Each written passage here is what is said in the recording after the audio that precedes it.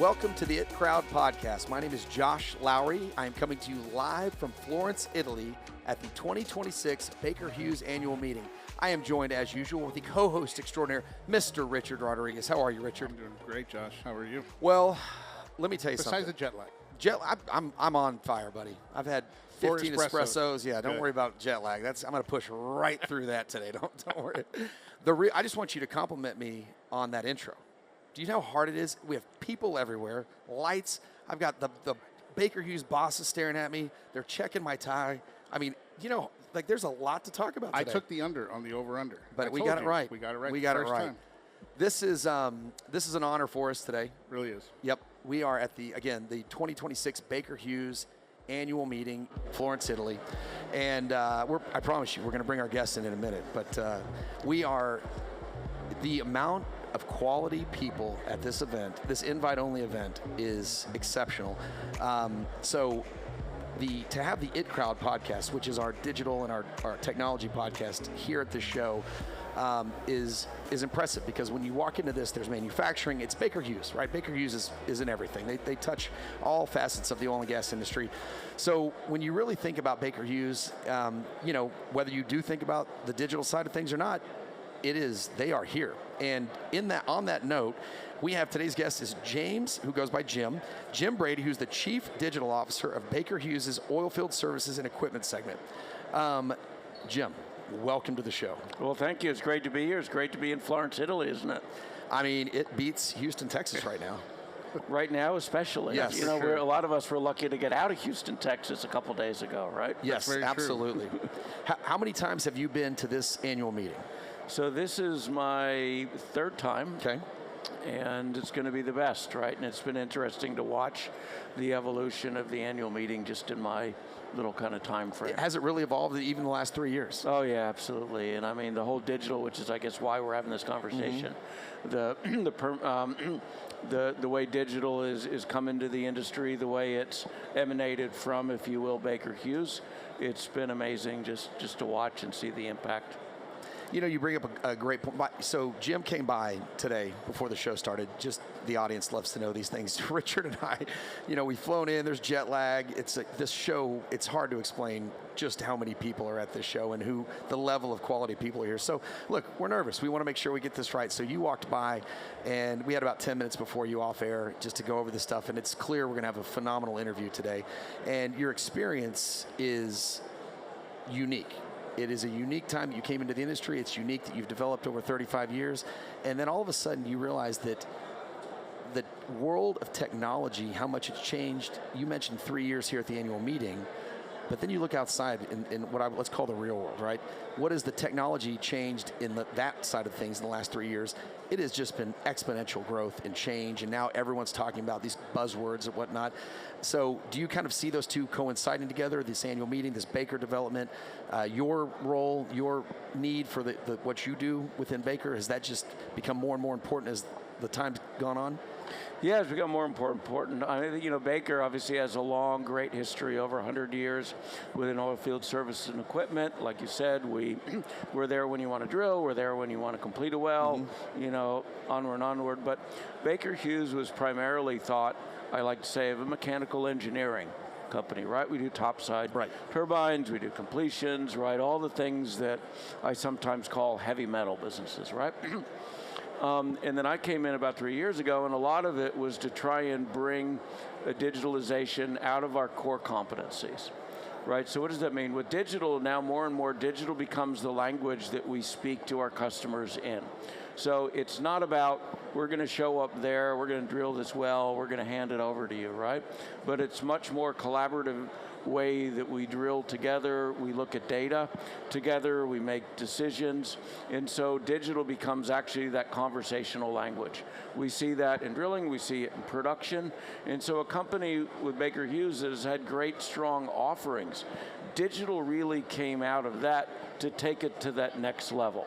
So while in drilling it was more about being able to have a much more collaborative process of drilling, especially some of these high-dollar, high-risk wells, within production, it actually gave us the ability to speak not about the well, but about the field.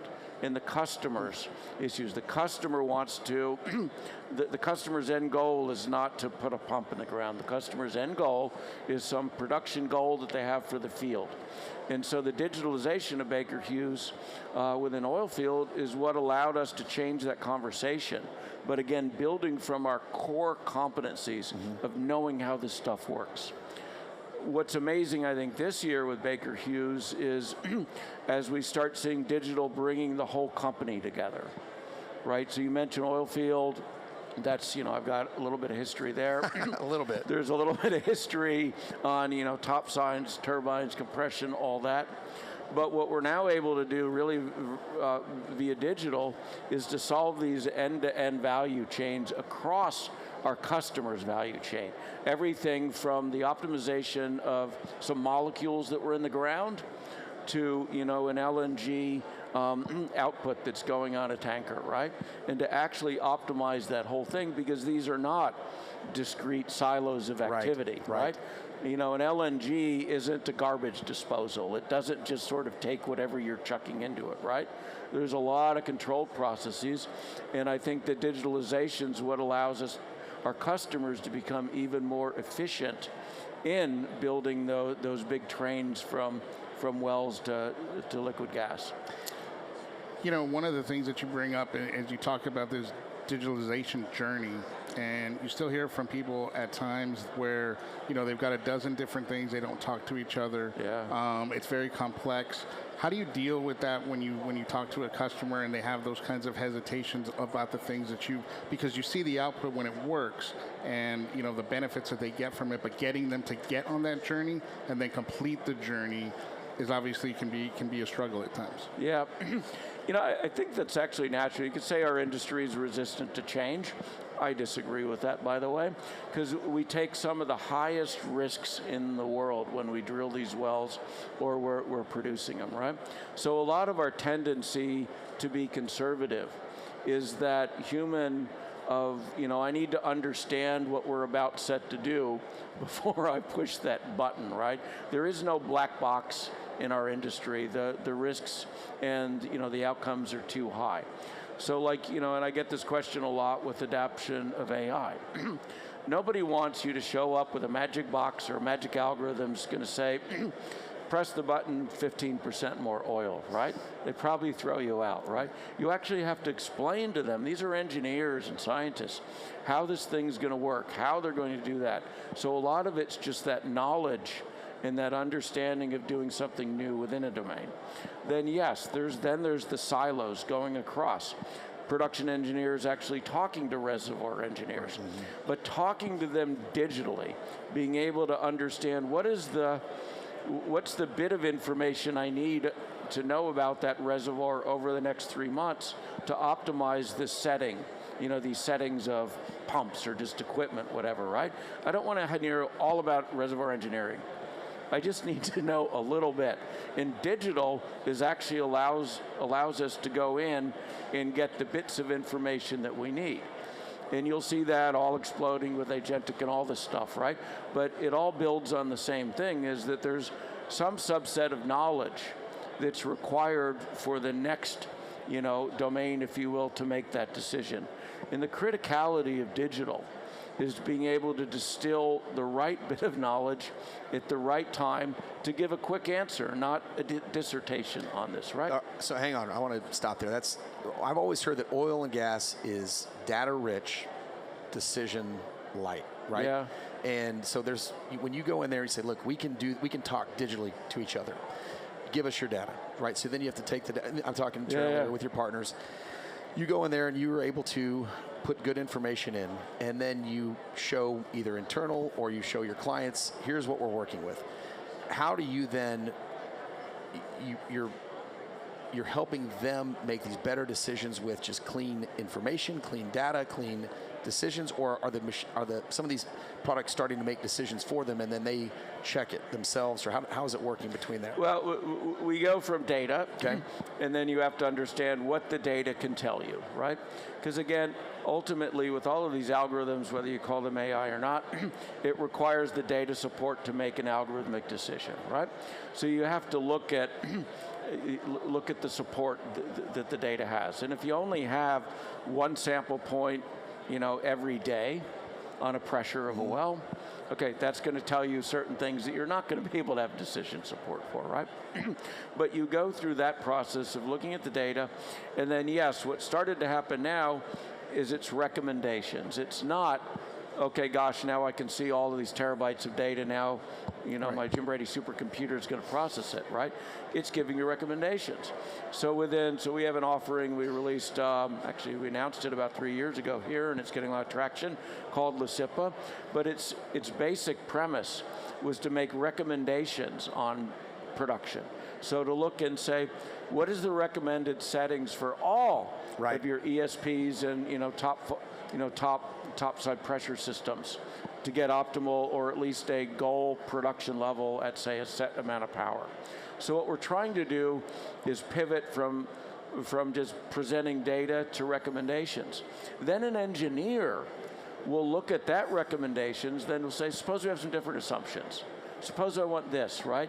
And then the role of the engineer is to look at scenarios and recommendations, and then to use their own risk factoring about what's the best information that I have, given the recommendations of the system, given the data support that I have, and then they can confidently go forward. So I looked up on this, your power production optimization platform it is also giving recommendations too? Yeah. No, absolutely. And a very classic thing is in some areas, you have a delivery contract, whether it's for liquids or gas, right? Mm-hmm. So it's not like you need to get more out, right? You've got a set contract, you've got a takeaway constraint. And so then what you want to do is you want to minimize your costs, right? Maybe that's water handling. And you say, how can I get this much oil, but only this much water because I can only handle that much? Or power. I've got a power constraint on this part of the field, and so I need to get this much, but I'm only allowed to, to ingest this much power, right? And so it's that sort of optimization scenario. That is pretty cool. That we look at, yeah. It really is. I mean, that seems like that speeds up the efficiencies there. This, we have another thing we talk about, the energy transition, right? Yeah. The energy transition, there's great. It really is more of these efficiencies. It's like saving power. Yeah. Like that is. Yeah. It's one thing to make more power, use less power, or whatever. But like you're saying, we only need this, and we can dial it in specifically to what we need, not waste a bunch of extra power. Yeah. Yeah. And so you're right. It's efficiency. It's optimization. I mean, in general, we need more energy. I don't think right. We're transitioning to an environment where we need more. Yeah, right. But we need more right. very efficiently, energy right? addition. It takes power to create power. Mm-hmm. It takes water handling to create the molecules for energy. And we see the same thing on drilling too, right? We want to drill faster, but again, it's giving recommendations.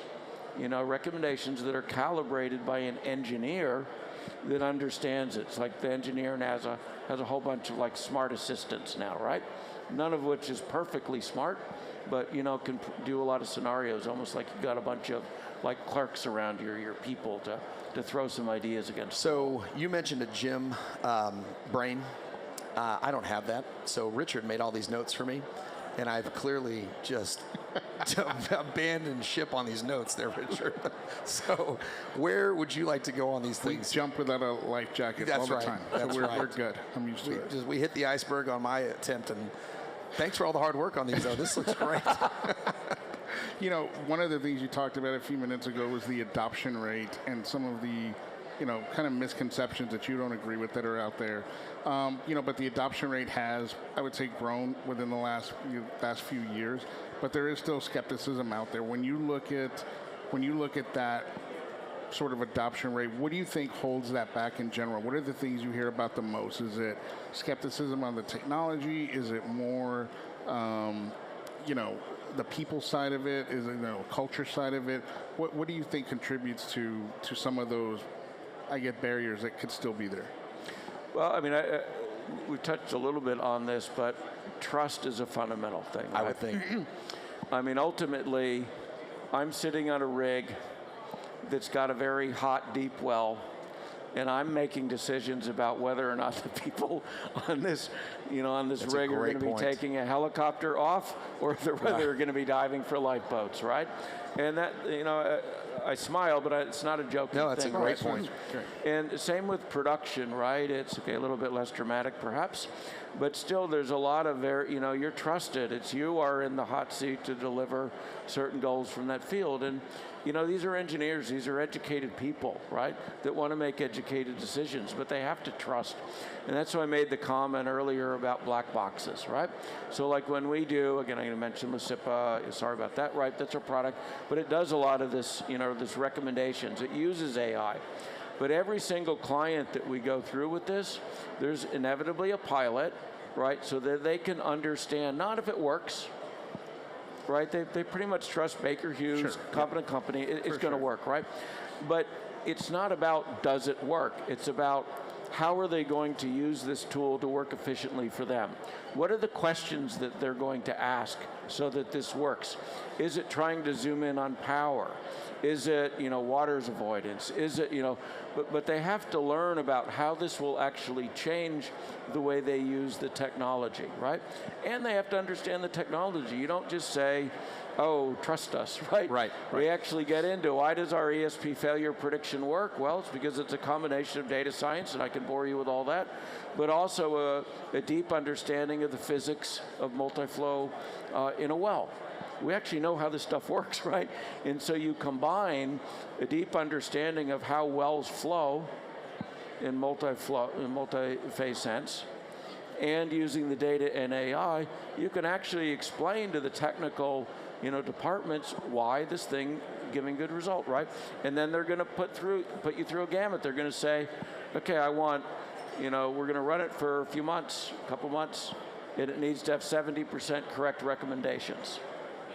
We go, thank you very much, we'll take that challenge. Yeah. Right? Sure. Because we're confident, but a lot of them, they need to understand, okay, so it's 30% wrong, nothing's perfect, but how are they going to be able to distinguish that? Which are they going to trust more? So a lot of this is deep learning that we do. And it's field to field, right? So you end up going through change management and production at that field level, because they have different things that they need to learn about how to use this technology. One of the things that you bring up there, and we hear it from a lot of people, is they go into a proof of concept, it gets done, it meets the standard. What advice would you give, because we do run into a lot of people that then have an issue in scaling it, right? Scaling across the organization. What advice would you give those companies when they kind of get, so that they avoid those? What have you seen where they get stuck, and how can they avoid those? Yeah, so I'll speak on both sides of that, right? On the consumer side, so my customers, right? I want to prepare them to scale, right? Which means that they need to learn about what's specific about the technology for this field. Like in the Permian, there's basically three main causes that certain pieces of equipment break, right? It's gas locking, it's corrosion, it's solids and corrosion, right? And then we can help people understand how you recognize this, understand the recommendations, blah, blah, blah, right? In a different field, it's something very different. And so scaling of a technology for an operator is not, does the Baker Hughes software work? It's, how is that going to work on my field? And being ready to have that conversation with them as they scale across. On the producer of technology side, it's scalability and making sure that we can economically deploy a new solution to these new fields. It took us, maybe one client, just say it took 6 months to sort of show that these ESP optimizations were working, properly, giving the right results, all that stuff, right? And we had to build these AI models and these physics models and all to do that, right? Just pretend it took 6 months, right?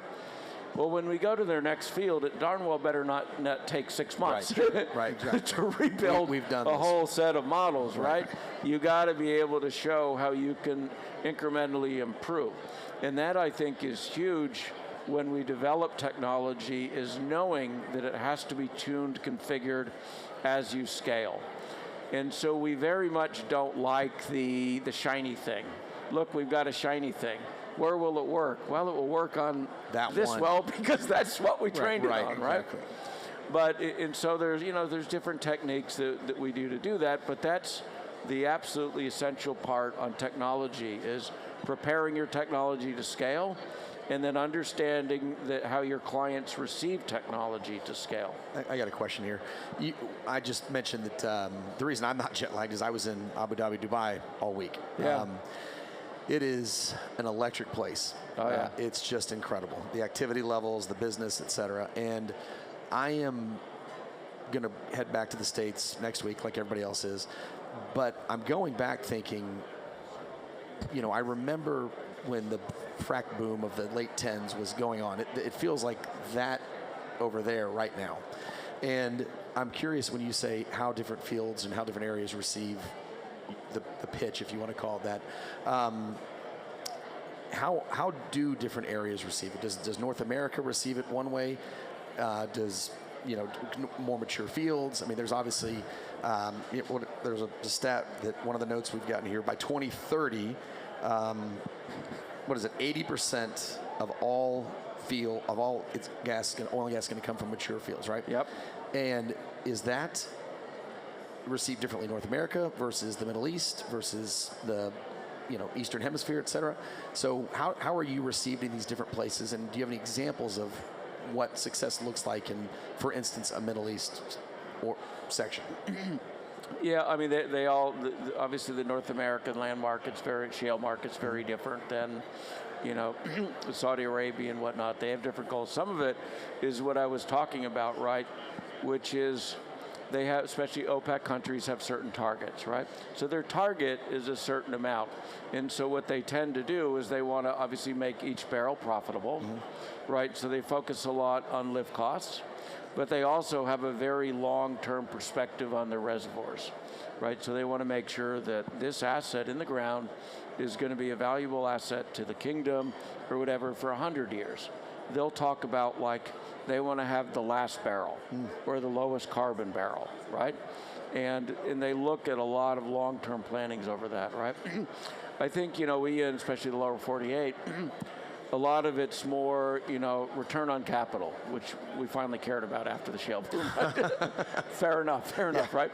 I don't know. I used to sell fluid ends. I liked the early days. Yeah, it was a lot more fun. But arguably, so a lot of it's just like productivity.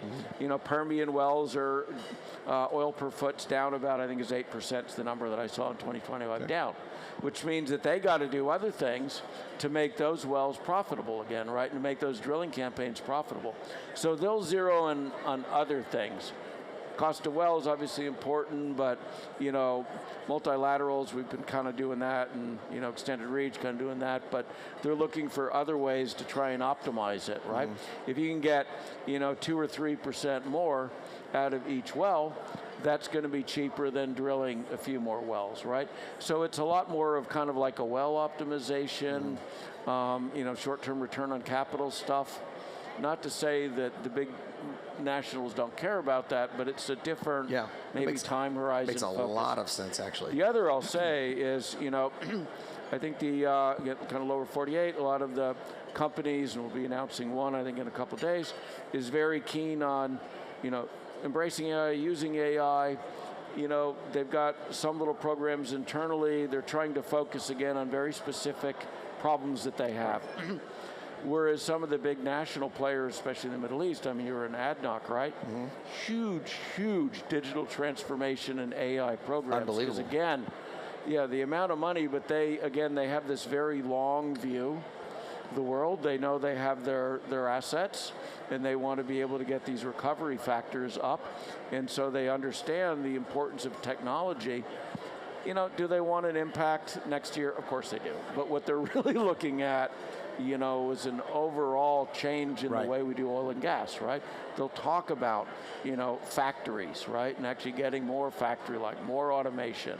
They talk about human capital extenders, and how do the engineers that are coming up in those countries, how do they get skilled and equipped to deal with a lot more complex oil than their fathers or mothers had, right? Actually, if you don't mind, you mentioned that it's a human capital extender. Yeah. But speaking of me blowing my chance on these notes here, you have a unique career. You came into the industry in 1988, and we kind of joked, if you would have come in 1987, we're probably not having this conversation, right? Because you're somewhere else. You're going to go into a different industry. But because you came in 88, the timing of everything, you've worked here, you have experience. You were doing early AI as a thesis paper, I believe, out of college, you said. You are a person that has had a unique growth through all of the different segments of oil and gas, and here we are with this wildly cool technology at this stage of the career. How do people and how should people look at AI specifically? Because I've never heard it called a career, what'd you call it? I wrote it down here. Yeah, the extender, but there was a specific way you said it. Human capital extender. I mean, are people viewing it like that? Like, this is not going to take something, this is going to give me something? Yeah, I think, yes. So in terms of AI, yes, actually my thesis work was in the area of AI. I like to tell people, thank goodness I learned enough digital signal processing to get me a real job, right? Because there wasn't a whole lot in the late 80s. But it did give me a good theoretical basis for understanding extremely hard problems, understanding at that time very futuristic ways to solve them. Incredible. We just didn't have the CPU. Right. Quite frankly, to do a whole lot of these. It's incredible timing. I mean, yeah, it really incredible timing. So if you will, sort of the cloud and compute met us up, or kind of rose. But the industry's been doing AI for a long time. When you look at even back in the 90s, company that I was with, as well as several operators, were using neural networks to help classify the types of rocks that they would see, or facies we say they'd see when they drill, to give forecast of oil productivity and things like that. So there's a lot of advanced mathematics, AI, machine learning that was done then. But then, progressively we could do more and more, we could handle more and more data, we could apply these things differently. What sort of, and as I think you made a comment that we're very decision rich, or I'm sorry, very decision poor and data rich, right? And that was always for the first 30 some years of my career. Everybody would lament, oh, we have so much data, oh, we don't use it, oh, woe is us, right? It all flipped a couple years ago because with the advent of GenAI, which is built on a certain type of neural networks that were very similar to what we were using, but because of compute, we now have the ability to digest and query this information that we've had in ways that we never could. And so you have at your fingertips the collective expertise of petroleum engineers for the last 3 decades. And you don't have to go to One Petro and read every single SP paper about Middle East carbonates, right?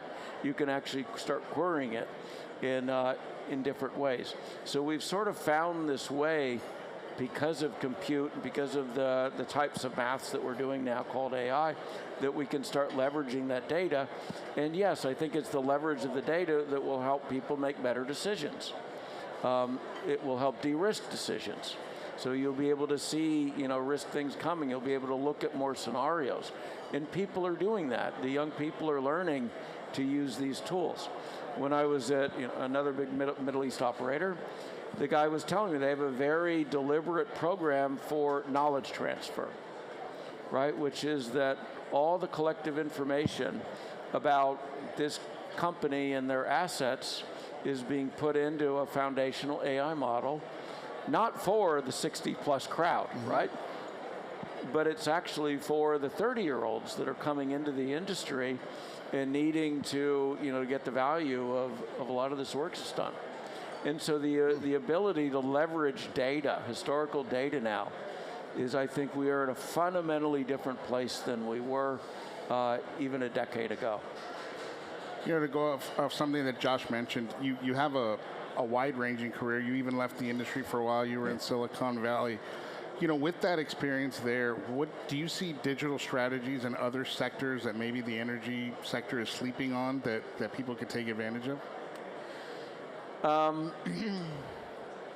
like to think so. Yeah, I was there about 35 years and about 32 years in Oilfield, and then I kind of took a break. And then I came back to Oilfield. I like to say Oilfield's fun again, right? Right. Because things were starting to pick up. I mean, COVID, let's face it, was pretty miserable, right? And then we also had this new technology that was coming in, and so I think it's been great being able to leverage this technology wave. What are the things that we think, that we're particularly good at? Actually, I think we do pretty good at understanding the value of technology before we deploy it. I think, you hear what's the famous MIT study, like 95% of all AI projects end in shame or something like that, right? But I think our failure rate is much lower because we don't let it be, right? Can you imagine if like 95% of rigs were blowing up because of this new, that doesn't happen, right? Sure. 95% of, producing assets went down and, produced reserves last year because we were experimenting. Doesn't happen, right? You talk to most of our customers and they have very rigorous plans for the acceptance of AI and the proof of concept, the proof of value. And it really does have to mean proof so that they're really ready to understand the scale of that. And I think other industries probably should also learn from that, because I think if they did, it took more of a, let's call it sober approach, or measured approach. Right. Not that we're going slower either, by the way, right? But we're going in a different way, then I think your failure rate goes down. Well, you mentioned 2020, 2021 timeframe, right? Yeah. There has been a exponential speeding up of these technologies across the world and across every industry, that even if we were going slow, we don't have the time to do it anymore. Yeah, no. The requirements are here and now for all of this. Oh yeah, all of us. I mean, all of us that were in technology development, come what it was at like 23 when ChatGPT 4.0 went out, we all threw out our R&D plans. And we just go, this changes everything. We have no idea how it changes it, but we damn well better figure it out. And we did. I mean, we have GenAI offerings in Lucida, I mentioned that again. I mean, in Corva, Centauri, a number of things, and even our turbines. There's a lot of, GenAI querying and understanding of, historic health and maintenance records to try and help understand those a lot better.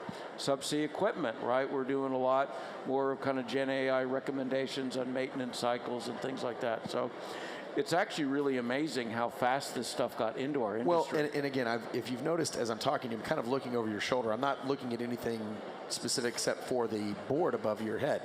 And above, well, I mean, it's the size of a football field. It's absolutely massive.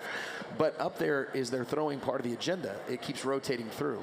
Yeah. And as I'm listening to you, there's very few things that are whether they be in the fireside chats, the direct meetings, whatever people want to go see, the word technology or digitalization or optimization or AI, there's the AI-driven energy demand. It is unbelievable how much this stuff is starting to touch on everything. Yeah. And you say how fast it went. One of the things off camera we talked about, you said, people think of Baker as manufacturing. And then there's, by the way, there's maybe digitalization, and those two will never touch. Well, that is clearly not the case anymore. Yeah, no. I mean, everything that we do digital comes out of our core competencies. Mm-hmm. We don't do digital just because it sounds like, there's a good opportunity, we should do a digital thing to make some money, right? It's all coming out of our core offerings, whether that's, keeping these turbines going at their most efficient pace, whether it's getting, pumps and artificial lift and anything, operating efficiently. It's really all about that. I mean, I use AI because people like me to talk about AI and say that, but really what it gets down to is we look for problems to solve. And, man, if I can solve a problem with just a good closed form equation, I'll do it. Same. That's how I live my life. Yeah. Can you just explain to me what that is later? We'll be fine. But yeah. But the point is, there are certain things that you can't, right? And that's where you end up getting into what we call the hybrid, right? So we understand wells, we understand flows, we understand molecules, we understand rotating equipment, and then AI can help us actually take it to that next level when you can't just solve these things directly. So it gives us another axis. Very uncertain. The subsurface is filled with uncertainties. Mm-hmm. And so a lot of when you talk for optimization, you're optimizing under a set of scenarios, informed by data, but with an AI engine that can go through these scenarios a lot faster than you ever could before, because you just don't have the time to look at all that. One of the things that you touched on earlier off camera is the amount of people coming into the industry is a lot lower compared to what it was historically, and how technology is helping to kind of get them up to speed. Is there something you can touch on in the Baker Hughes portfolio that really kind of focuses on that? Yeah, I mean, we're doing, for instance, software developers that are coming on. I'm encouraging all of my team, my big teams, they got to run one AI project for code generation. And I've seen some amazing things. Some groups, 40% of the code generating, with automatic code generators, which means that they can be productive, especially with, rising costs of people. I'm seeing, some that was absolutely amazing. It was like almost the entire application was just done, right? And it's because underlying we have a very configurable system, so you can generate the configurations themselves. And so that changes the game in the solutions that we sell. Because there's nothing worse than going out to a customer and say, well, tell us about your problems. They say, oh, this, that, and that. And you go, yeah, we'll get back to you in a couple of years when we've got that, right? But, with a lot of the rapid ideation with generating code and solutions on top of a stable system, you can accelerate that, or the client can actually done that. And again, it's not like building a shiny thing. Right. It's actually, very quickly getting to the point of production code. So I think that's that. I think also we relook at where our talent comes from. And so you probably saw, if you were in Abu Dhabi, I mean, I was over there, I think 2 weeks ago. Right. We probably crisscrossed in the air somewhere. But, it's exciting to see the people that are coming into the universities there. And then the role that some of our universities in the U.S., I say our because I'm from the U.S., right? Had a hand in. Formerly, we trained the operators, like classical Aramco, all that.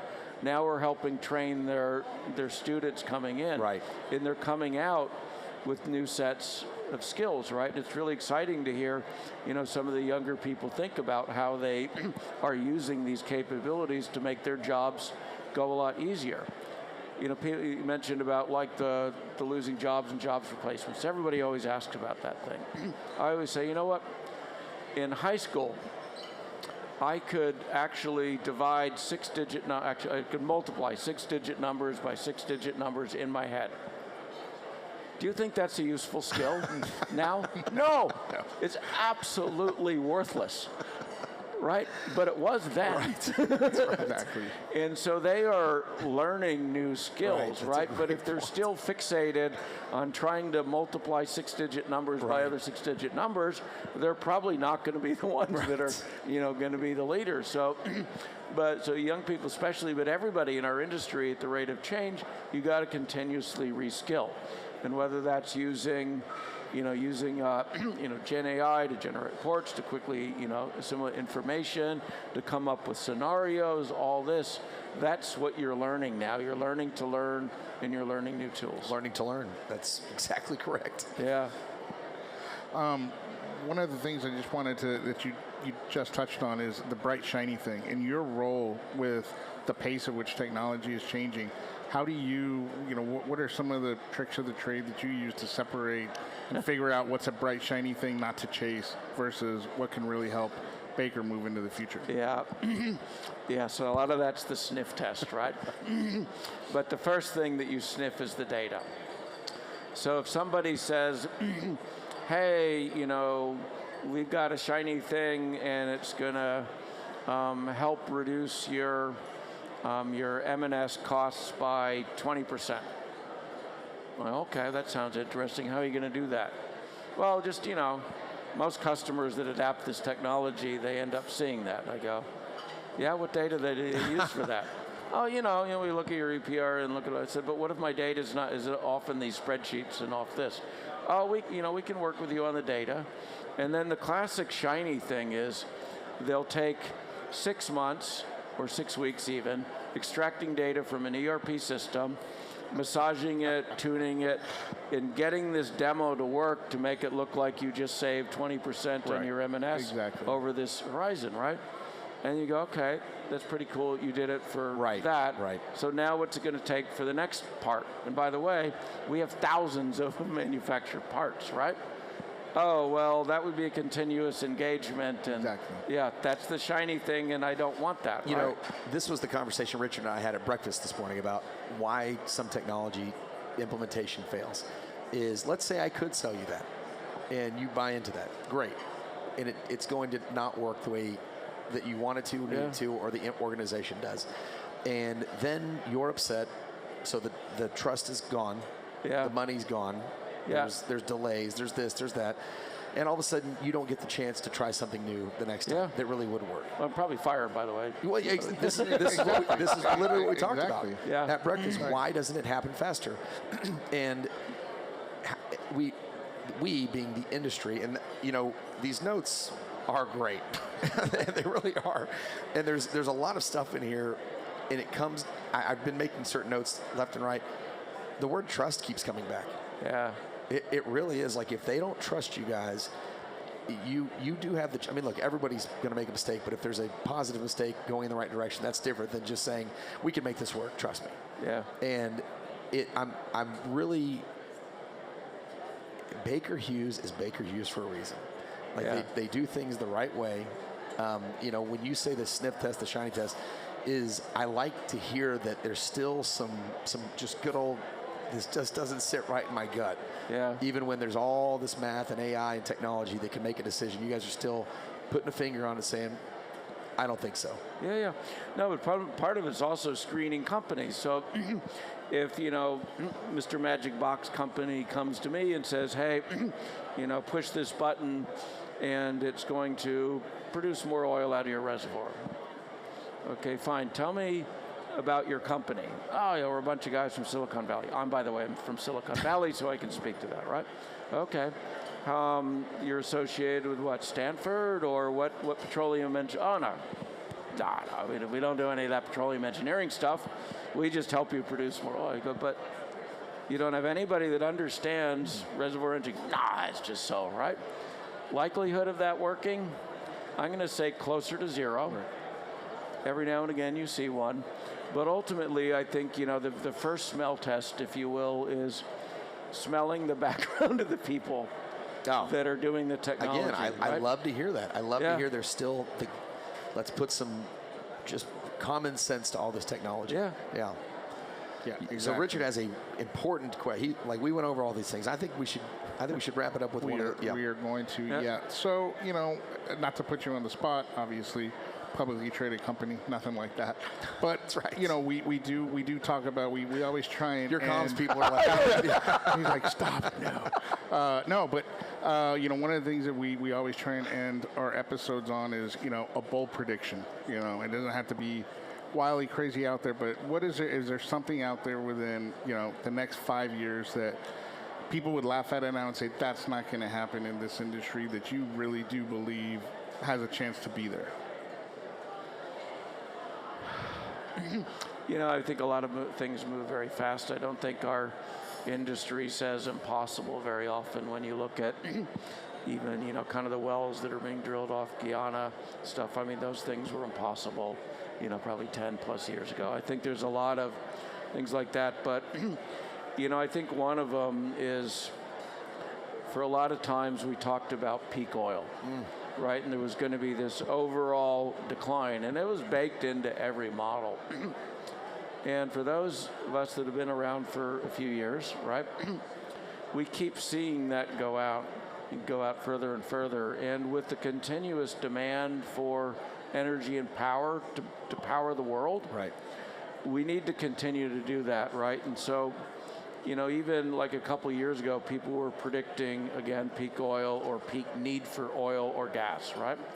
And so I think that's just going to continue, is that people aren't really even talking about peak gas time sometimes, but I think you'll find that there's actually quite a lot in the ground that we know about And I think we'll surprise ourselves with how technology can help improve the lift costs and the affordability.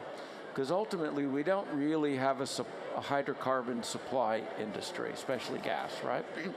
We actually have an affordability issue, which is how we can get the gas over there to, to electrons, if you will, to simplify it, over there.